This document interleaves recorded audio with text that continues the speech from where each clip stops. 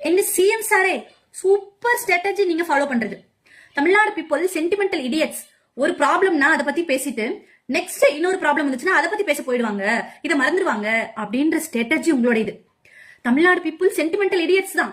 அதனாலதான் சென்டிமெண்டலா உங்களை செலக்ட் பண்ணிருக்காங்க. யோசிச்சு பாருங்க, வெரி டேஞ்சரஸ் தமிழ்நாடு பீப்புள். எதுவுமே செய்யாம உங்களை செலக்ட் பண்ணி சிஎம் சீட்ல உட்கார வச்சிருக்காங்கன்னா நீங்க தான் திங்க் பண்ணணும்.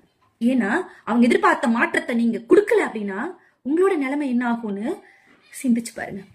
ஆட்சிக்கு வந்த 17 நாள்ல எதுவுமே செய்ய முடியாது, கொஞ்சம் டைம் கொடுங்க அப்படின்னு சொல்லிட்டு உங்களுடைய ஆதரவாளர்கள் இன்னும் வாதாடிக்கிட்டு இருக்காங்க.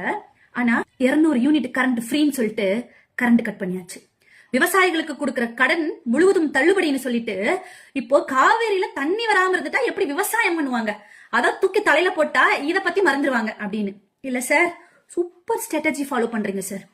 நீங்க போட்டிருக்கீங்களே நீர்வளத்துறை அமைச்சர் அண்ணன் புஷ்ய ஆனந்த் தானே அவர் நீர்வளத்துறை அமைச்சர். அவருக்கு தெரியுமா தமிழ்நாடுக்கும் கர்நாடகாவுக்கும் காவிரி நதிநீர் பிரச்சனை எத்தனை வருஷமா நடந்துட்டு இருக்குன்னு தெரியுமா அவருக்கு? கொஞ்சம் சொல்லி கொடுங்க சார்.